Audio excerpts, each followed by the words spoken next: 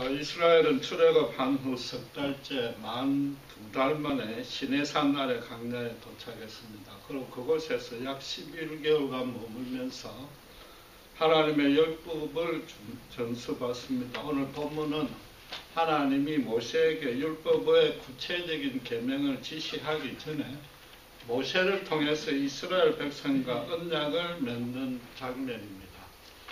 그 내용을 살피기 전에 언약이 무엇인지 한번 다시 재정리해 볼 필요가 있습니다.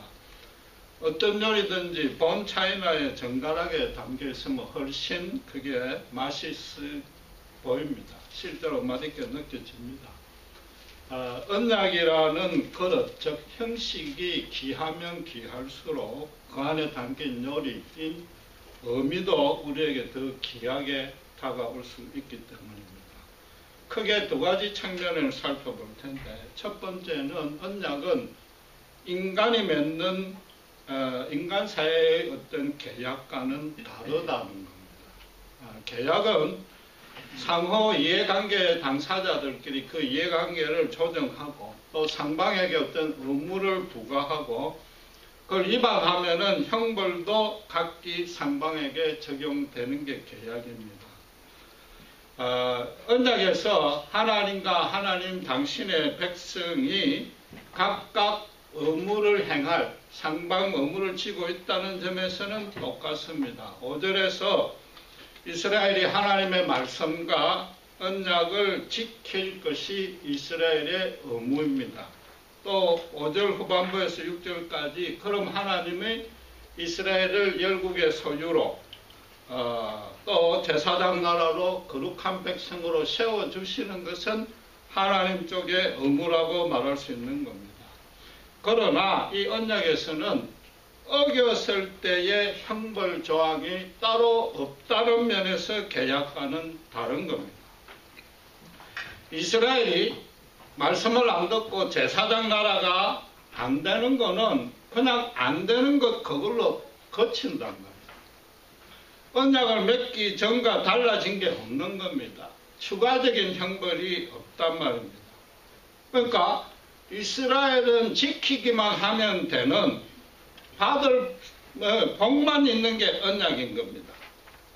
이 언약은 하나님의 영원한 경륜 안에서 당신께서 주도적으로 계획을 하셔서 그 내용을 정합니다. 일방적으로 정하는데 이스라엘이 형벌이 없기 때문에 이건 의무가 아닌 겁니다. 결코 이게 독선적이거나 강압적이지 않단 말입니다. 오직 받을 보상뿐인 은혜인 겁니다. 거기다가 인간의 계약과 본질적으로 차이가 있는 게 또 하나 있습니다. 인간끼리 계약에서는 수정도 하고 불이행도 하고 파기도 하고 또 그래서 형벌을 받는데 형벌조차도 무시하는 경우가 종종 생깁니다. 반면에 언약에서 하나님 쪽에서 그걸 티끌만큼이라도 위반할 가능성은 완전 제로인 겁니다. 하나님이 어겼을 때 형벌을 가한다는 것은 논리적으로 말도 안 되지만은 그 전에 하나님이 어길 수 있다고 생각하는 것 자체가 틀린 거죠. 그건 상상도 못할 일이단 말이에요. 한마디로 표현하면은 인간 쪽에서는 절대로 믿지는 장사가 아니랍니다. 두 번째는 하나님의 약속과는 거의 같아 보이는데 조금 세밀한 면에서 다릅니다. 하나님의 약속은 인간 쪽에 어떤 수행할 의무가 전혀 없는 것입니다. 출애굽의 경우에 이건 하나님의 약속이지 언약은 아닌 것입니다.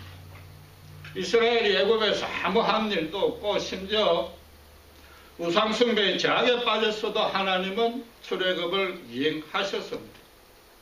출애굽 후에도 강력한 블레셋 군대와 마주치면은 패배할 것이 뻔하니까 강야 쪽으로 우회했더니 홍해가 가로막았습니다. 그때 이스라엘이 뭐라고 그랬습니까? 차라리 애굽에서 죽도록 버려두시지 자연사도록 놔두지 왜 이까지 끌고 와서 칼에 죽게 만들었냐고 아우성을 쳤습니다. 그럼에도 하나님은 바다를 갈라서 마른 땅을 걸어서 건너가게 했습니다. 그 후에 알다시피 셀 수 없이 불평 원망하고 했지만은 온갖 우여곡절 끝에 하나님이 기어이 가나안 땅에 입경시킨 겁니다. 하나님이 당신의 이름을 걸고 약속했기 때문에 하나님 당신의 이름으로 성취한 겁니다. 우리가 봐도 이스라엘은 도무지 그럴 자격도 없고 거꾸로 진멸받아 마땅할 것 같은데 하나님은 일방적으로 양보하시고 인내하시고 좀 어폐가 있지만은 손해도 보시고 이끄셨다. 하나님의 약속이 이루어지지 않는 법은 하늘이 둘 나도 없습니다. 홍해를 바다뿐만 아니라 하늘까지도 두 쪽으로 가르실 수 있는 유일하신 그분의 약속이단 말이에요. 그러니까 예수님이 하나님의 말씀은 1.1핵이라도 응하지 않고 땅에 떨어지는 법은 없다고 그랬습니다. 당신께서도 율법을 폐기하러 온 것이 아니라 완성하러 오셨다고 선언했습니다. 그래서 하나님의 언약을 정리하자면 인간과 하나님 쪽에서 준수할 사항은 있는데 어겼을 때 형벌이 없이 하나님께서 일방적으로 베푸시는 약속이 하나요. 또 그 은혜를 받고 안 받고는 전적으로 인간의 선택에 일임되어 있습니다. 그러니까 인간의 권리입니다. 인간의 축복입니다. 서두에 인간이 준수할 임무라고 말했지만 정확하게 말하면 그 하나님의 은혜를 찾아서 누리는 권리를 행사해야 된다. 그게 우리가 순종하는 의미란 말이에요. 그러려면 반드시 두 가지 절차가 수반됩니다. 여러분 잘 알다시피 창세기 15장에 하나님의 아브라함에게 와서 두 가지 사항을 언약합니다. 첫째는 너 몸에서 날짜로 내 기업을 있게 해주겠다. 둘째로 그 후손들이 하늘의 묵별처럼 장성하는데 이방의 객이 되어서 그들을 섬기다가 4대 만에 가나안 땅을 차지하게 해줄 것이다 했습니다. 둘 다 아브라함이 할 일은 거의 없고 오직 약속뿐인 것 같습니다. 그러나 하나님은 나중에 실제로 언약을 체결하는 의식까지 거행합니다. 먼저 하나님이 아브라함에게 아들을 주시겠다는 건 이건 분명히 하나님의 기적입니다. 사라의 경수가 끊겼습니다. 아브라함도 노쇠했습니다. 인간적인 관점에서는 가능성은 완전 제로니까 하나님의 약속일 뿐입니다. 그래서 창세기 15장 6절에 아브라함이 여호와를 믿으니 여호와께서 그를 의로 여겼다고 분명히 선언했습니다. 그런데 많은 신자들이 이 사건에서 미처 알지 못하는 사항이 하나 있습니다. 하나님이 믿기만 해서 아브라함이 믿기만 해서 아들 얻은 거 아니잖아요. 거의 의무사항에 해당할 만큼 열심히 행한 일이 있습니다. 하나님이 주실 약속의 자녀는 아브라함의 몸에서 날자입니다. 아브라함의 종인 엘리에셀도 아니요. 사라의 범종인 하갈에서 난 이스마엘도 아니란 말이에요. 말씀드리기 좀 쑥스럽지만은 아브라함과 사라는 그 연세에 성실하게 육체관계를 가진 겁니다. 그러지 아니한 분 아들이 생기지 아니한다. 언약이라는 것은 분명히 우리에게 선택할 수 있는 권리요 축복이지 의무는 아니지만은 반드시 믿어야 됩니다. 믿지 아니한 자는 그 언약이 이행될 수가 없습니다. 둘째는 그걸 차지할 수 있는 절차를 반드시 행해야 된다. 선물을 주고 안 주고는 선물 주는 자의 전적인 허위에 달렸습니다. 그러나 그 선물을 받기는 해야 되는데 선물 받는 행위 자체가 선물을 받는데 어떤 전제나 조건이나 자격이나 영향을 미치지 아니했다. 단순히 반드시 거쳐야 될 요식 행위에 불과한 거죠. 아브라함에게 후손을 창성하게 해주겠다, 가나안 땅을 기업으로 차지해주겠다는 것도 분명히 하나님의 일방적인 약속입니다. 그런데 이스라엘이 어떻게 했습니까? 가데스 바네아에서 하나님의 선물이 바로 눈앞에 빤히 보이는데도 안 받기를 선택을 해버렸다. 안 받기를 선택을 하니까 그걸 찾지 못한 거다. 반면에 여호수아가 지휘한 제2세대는 그걸 받기로 선택했단 말이에요. 선택만 한 게 아니라 열심히 나가서 최선을 다해서 싸웠습니다. 그랬더니 하나님이 어떻게 했어요? 맨 처음부터 여리고 성이 그냥 무너지는 기적을 베풀었고, 그 다음에 여호수아는 한 번도 진 적이 없습니다. 물론 아이성에서 이스라엘 백성이 잘못했지만 여호수아가 한 거는 단 한 번도 지지 않냐고 연성했단 말. 하나님의 이름을 걸고 하나님이 약속하셨습니다. 어떻게 그게 성취가 안 된단 말이에요. 그러니까 야고보 사도가 2장 17절에 행함이 없는 믿음은 죽은 것이라고 하는, 그게 바로 이런 뜻이단 말이에요. 믿음이 있다면 믿음에서 반드시 따라 나오는 인간 쪽에 선택적이요, 필연적이요, 가장 중요하게는 헌신적인 행위가 있어야 된다. 여러분, 하나님은 어느 누구의 증명도 필요 없습니다. 하나님은 스스로 자신을 증명하시는 분입니다. 그런 그분을 믿는 우리의 믿음도 믿음이 스스로 말을 한단 말이에요.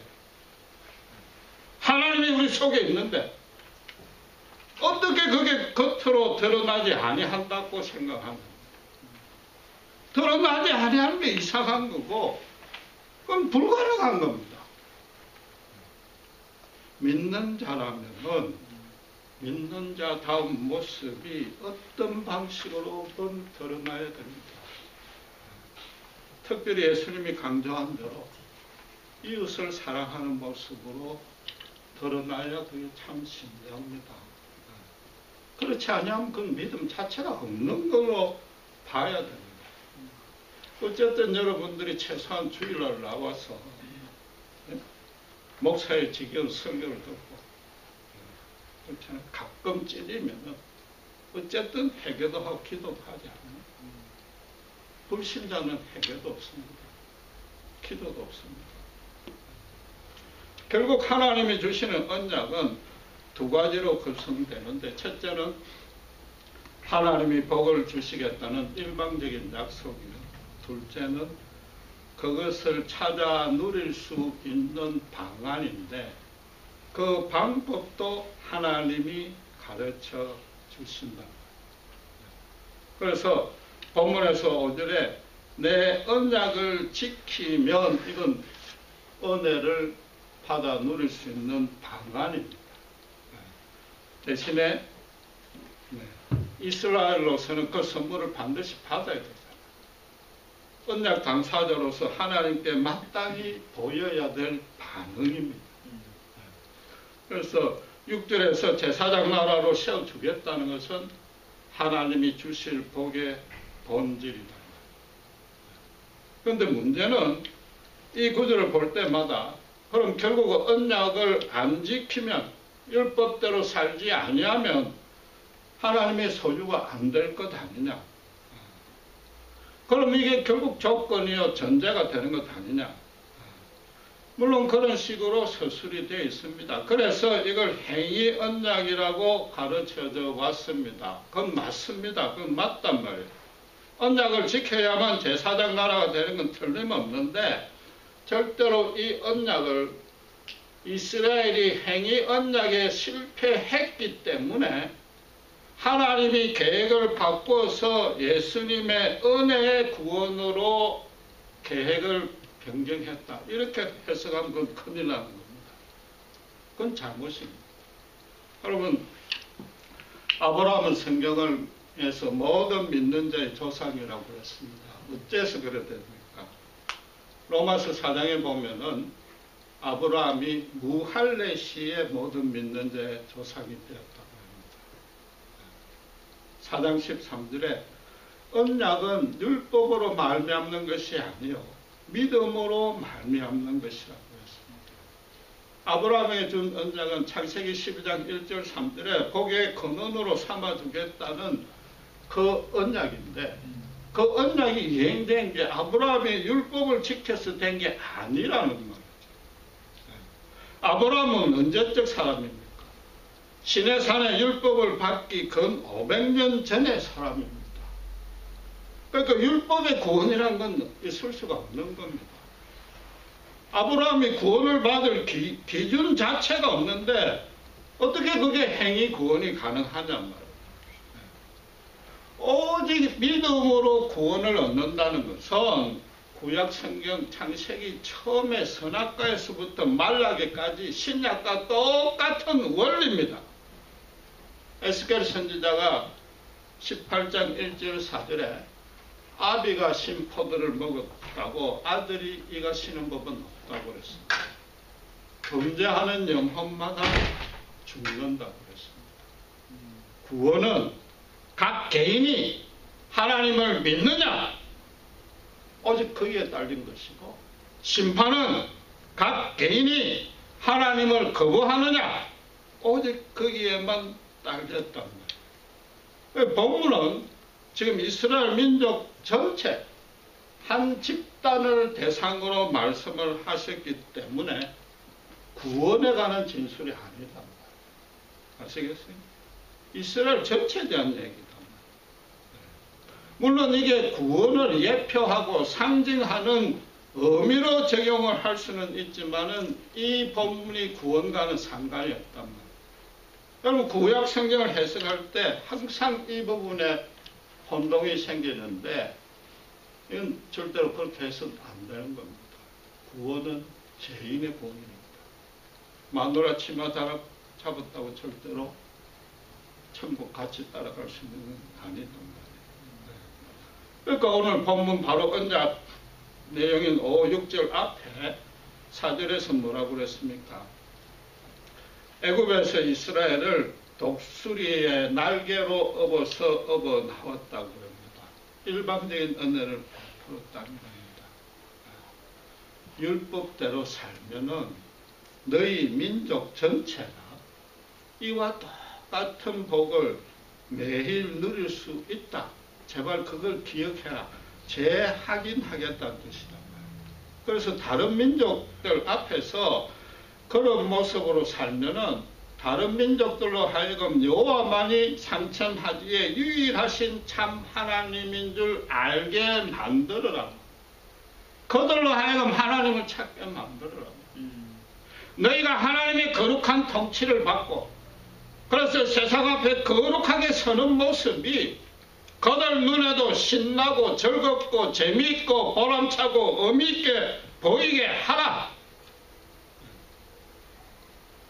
이스라엘 나라 전체에 해당되는 일반적인 약속이었고 이스라엘 나라 전체가 이 일이 실패하니까 어떻게 됐습니까? 애굽에서 독수리 날개로 업혀 나온 목적 자체가 그건데 그 일에 실패하니까 이스라엘 나라 전체가 또 다른 애굽인 바로에게 포로로 애굽 때와 똑같이 노예가 돼서 잡혀갔단 말이에요. 지금 그걸 경고하는 겁니다. 그런데 알다시피 이스라엘은 불행하게도 이 언약을 잘못 해석했습니다. 이 시내산에서부터 1500년이 지나는 예수님 당대까지도 그랬고 심지어 지금까지도 언약을 문자적으로 해석하고 있습니다. 율법을 준행하는 것이 조건이요 자격이라고 생각합니다. 권리와 축복이라고 생각해 본 적이 없습니다. 자기들은 어쨌든 율법대로 잘 살고 있다는 겁니다. 그러니까 예수님 당시도 로마에서 해방시킬 메시아가 와달라. 지금도 다윗 왕국의 현강을 재현할 메시아만 기다린다. 제4장 나라가 그 자체가 자기들이 스스로 찾아서 누릴 수 있는 권리요, 은혜라는 인식은 전무한 겁니다. 본문이 말하는 바는 제4장 나라로 삼아주겠다는 건 하나님이 베푸시는 일방적인 은혜요, 그것을 찾아 누릴 수 있는 방안과 절차가 믿음이라는 것이요, 실제로 제4장 나라로 살고 있어야 결국 믿음이 있다는 것이요, 그 믿음을 가질 수 있는 충분한 근거로, 완벽한 근거로 하나님 쪽에서 출애굽 사건으로 이미 다 제공했다. 이래도 못 믿으면 못 믿는 너희가 바보 아니냐, 이 얘기입니다. 못 믿는 너희가 손해 아니냐. 언약은 지키기만 하면 절대 손해 안 보는 장사다. 너희가 제4장 나라로 서 있지 아니하면 너희 삶의 기쁨과 가치가 의미가 없어질 것이요, 너희 삶이 갈급하고 허망한 유일한 이유는 현실의 형통을 말하는 것이 아니라 무엇을 해도 허망하고 갈급해지는 유일한 이유는 제4장 나라로 서 있지 않기 때문이다. 이스라엘이 실패한 것은 율법을 안 지킨 건 아닌 겁니다. 오늘날도 많은 교인들이 어떻게 하든 교회 생활은 형식적으로라도 철저히 합니다. 예수 믿고 난 남들보다 더 선하게 살려고 합니다. 그런데 이스라엘 나라가 실패한 건 뭐예요? 제4장 나라가 되는 것입니다. 출애굽시킨 목적이 겁니다. 정확히 말하면 제4장 나라가 되는 걸 싫어한 겁니다. 지금도 마찬가지입니다. 그들은 여호와만 자기들만의 하나님으로 모시고 싶은 겁니다. 이스라엘의 형통만 빌고 또 빌었습니다. 오늘날 교회 안에도 우리 신자끼리, 좀 죄송하지만 예수쟁이들끼리 모여가지고 우리만 복받게 해달라고 빌고 또 빌고 했다. 그렇다면은 이 본문을 오늘날 우리에게 어떻게 적용합니까? 제4장 앞에 우리는 분명히 제4장 나라로 서였습니다. 십자가 복음을 전해야 됩니다. 그게 하나님이 맡긴 소명입니다. 사람들로 하여금 하나님을 알게 해줘야 됩니다. 그러나 이게 의무는 아닙니다. 의무는 아니다. 천국 보상 바라고 그래 할 이유도 없습니다. 이 자체가 축복의 권리입니다. 제대로 수행하지 아니하면 하나님의 은혜를 덜 받을 뿐입니다. 그래 했다고 추가적 형벌이 없습니다. 제4장 나라로 안 써 있다고 해서 구원이 취소되는 법은 없단 말이에요. 바울이 고린도전서 3장 15절에 나중에 하나님 때에 불이 모든 공력을 태우고 남아있는 것 하나 없는 부끄러운 구원을 받을 뿐입니다. 그런데 그게 전부가 아니다. 그것으로 거쳐서는 안 된다. 거기까지는 여러분들도 저도 다 잘 안단 말이에요. 그걸로 거치면 어떤 뜻이에요? 나는 부끄러운 구원 받고 말지. 내가 뭘 나서서 할 일이 있겠나? 목사님이 하시죠. 내 게으름과 내 주저함에 핑계로 사용되어서는 안 된단 말이에요. 언약에서 가장 중요한 사항이 하나 더 빠졌습니다. 아브라함에게 하나님이 내 몸에서 날짜가 약속의 자녀라고 하면서 외아들 이삭을 주시겠다고 하나님이 일방적으로 은혜를 베풀었고 또 실제로 언약 의식을 거행했습니다. 창세기 15장에 짐승을 잡아서 죽여가지고 쪼개가지고 양쪽을 갈라가 벌려놓고 창세기 15장 17절에 타는 햇불이신 하나님이 혼자서 그 사이로 지나갑니다. 인간의 언약은 원래 상방 당사자가 같이 손을 잡고 그 사이를 지나가야 됩니다. 어느 쪽이든 한쪽이 위반을 하면은 이 짐승처럼 죽을 것이다. 목숨을 걸고 이 언약을 지키겠다는 것입니다. 그런데 아브라함과 언약을 맺을 때 아브라함은 그 속을 지나가지 않았습니다. 하나님만 지나갔습니다. 하나님만 생명을 얻었습니다. 실제로 아브라함이 그 이후에도 온갖 윤리적인 제약을 지었고 창세기 20장에는 다시 한번 마누라를 자기 대신에 지 혼자 살려고 팔아먹는 죄까지 범했는데도 천하의 부끄러운 죄를 범했는데도 하나님은 죽이지 않았습니다. 결국은 어떤 자리까지 끊었습니까? 외아들 이삭을 제물로 바치면 정말 믿음으로 순종하는 그 자리까지 이끌었다. 아브라함이 어떻게 그럴 수가 있어? 100세 만에 낳은 내 아들입니다. 자기 생명보다 더 귀한 아들을 어떻게 그렇게 바칠 수가 있느냐. 고대 언약의 의미를 아브라함만큼 잘 아는 사람이 없는 거죠. 믿음으로 의를 이롭다고 칭함을 받은 그날 밤에 하나님이 혼자 지나갈 때 하나님이 당신의 생명을 걸고 맹세할 때 아브라함의 입장에서 온 정신에 소름이 끼쳤을 거 아니에요. 정말로 두렵고 떨렸을 거예요. 다리에 힘이 완전히 빠져가지고 그 자리에서 털썩 주저앉았을 거라고. 천하가 뒤쪽에 나도 약속을 지키시는 저분이 당신께서 생명을 걸고 이 약속을 나에게 주신 분. 내가 100세일지라도 이 약속이 이루어주시겠다. 그걸 믿었고 실제로 외아들을 얻었단 말이에요. 그러니까 외아들을 다시 바치려 할 때 어떤 생각이 들었겠어요? 또 다른 아들을 주시거나 부활시켜 주시거나 그리 아니하면은 후손이 묵별처럼 장성하게 된다는 걸 하나님이 거짓말한 꼴밖에 더 되는 답니다. 하나님 반드시 어떻게 해도 나를 믿음의 조상으로 세워주시겠구나 하고 바쳤더니 미리 준비된 양이 있었단 말이에요. 그런데 아브라함에게 있었던 그 사건이 실제로 똑같이 일어났습니다. 하나님이 당신의 생명을 바치는 일이 있었단 말이에요. 아브라함이 이삭을 바쳤던 모리아 산이 지금으로 치면 골고다 언덕입니다. 골고다 언덕입니다.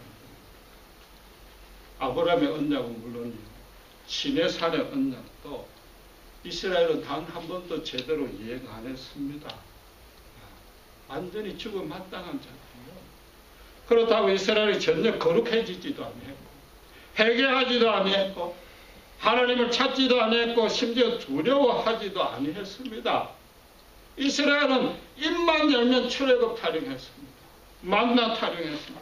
매일 만나 매출하기로 먹여달라고 그 투정밖에 못했는데 그 인간을 대신해서 실제로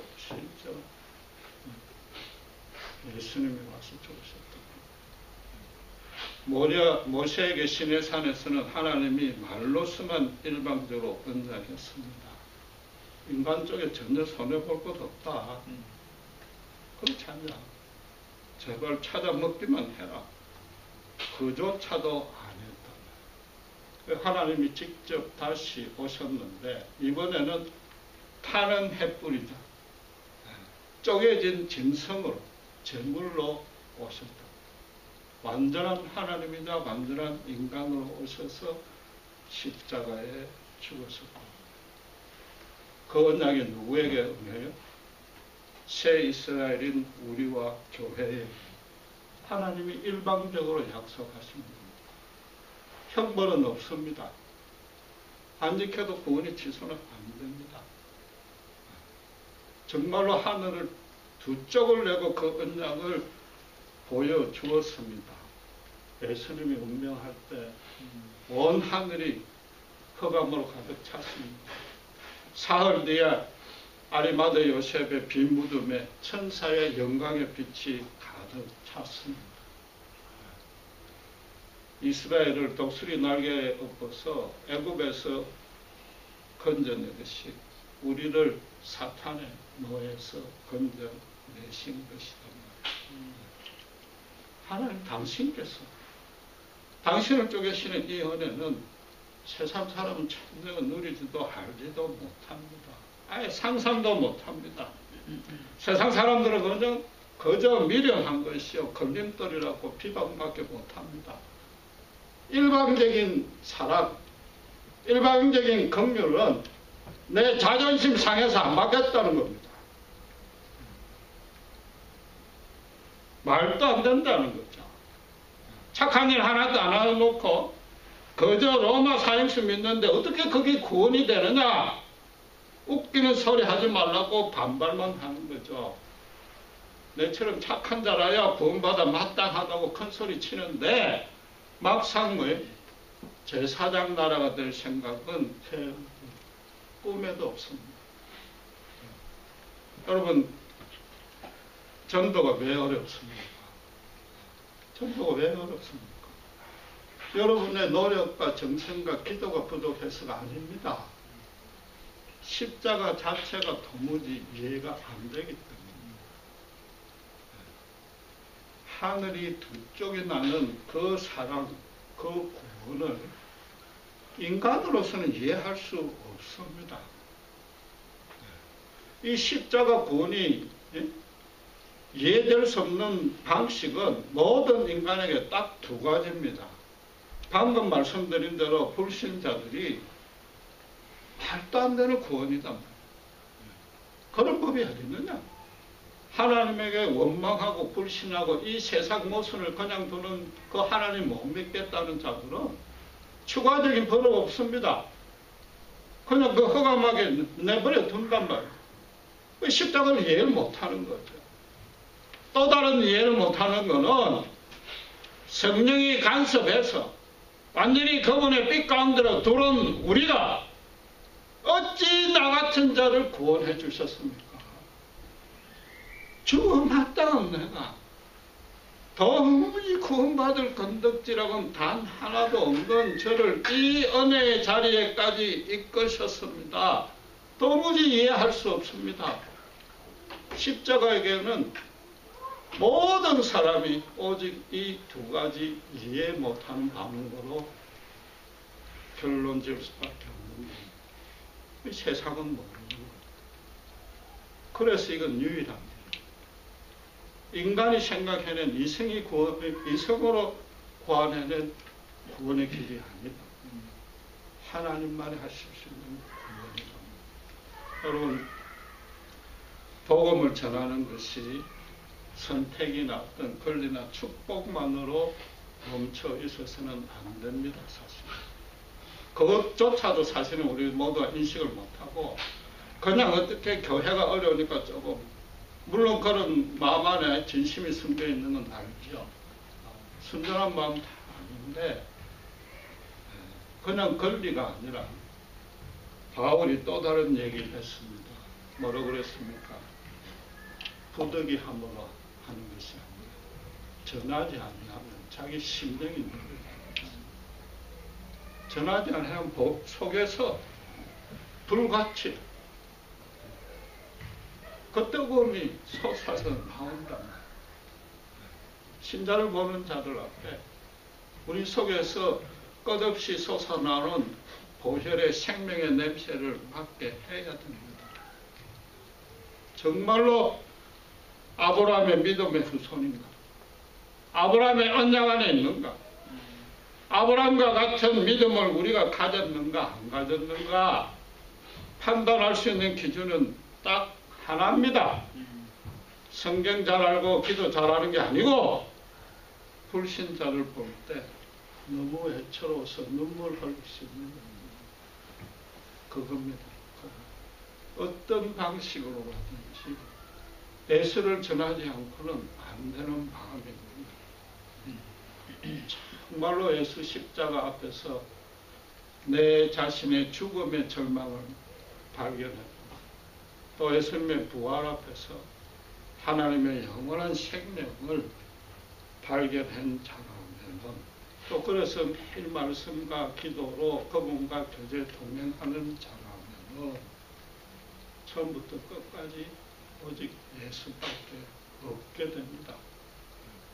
여러분, 이분들은 제가 조금 힘들게 보냈는데 저희 어머님하고 사돈, 저희 장모님하고 또 다른 사돈 세 분이 동갑인데 마지막 남은 뉴욕에 있는 사돈 한 분이 완전히 이제 말도 못하고 돌아가시기도 했습니다. 저희 엄마도 생각나고 저희 집사람도 장모님 생각나서 좀 끔찍하게 보냈는데 사람 모두가 죽습니다. 어느 누구나 죽습니다. 이 땅에 사는 동안에도 온갖 고난과 온갖 힘든 일이 겹칩니다. 그걸로 거치면 다행인데 인간끼리 서로 상처 주고 손해 입히고 자존심 상해서 괴로워합니다. 가장 가까워야 될 교회 안에서는 부부 사이에서는 부모 자식 간에도 온전한 사랑으로 섬기지 못합니다. 오늘 기도했듯이 거기에 예수 십자가 사랑 외에 다른 어떤 소망이 어떻게 있을 수 있는가? 정말로 예수님 사랑을 안다면 거의 자동적으로 예수밖에 있는 자들이 죽음으로 보여야 되는 겁니다. 가슴이 미어져야 되는 거죠. 그게 제사장 나라가 되어 있다는 증거입니다. 여러분 또다시 전도 많이 한다고 그냥 종교적으로 이해하지 마시고 매일매일 그 불쌍한 사람들을 볼 때마다 가슴이 미어지면 어느샌가 모르게 아브라함의 자리에 자기가 도달되어 있는 겁니다. 내가 가장 귀하게 여기는 것마저도 하나님께 포기하는 복음을 위해서 던질 수 있는 그 자리에까지 이르는 겁니다. 정말로 믿는다는 것은 아브라함의 이 언약, 모세의 이 언약 안에 있는 건데 믿져야 손해볼 것 하나 없는 거다.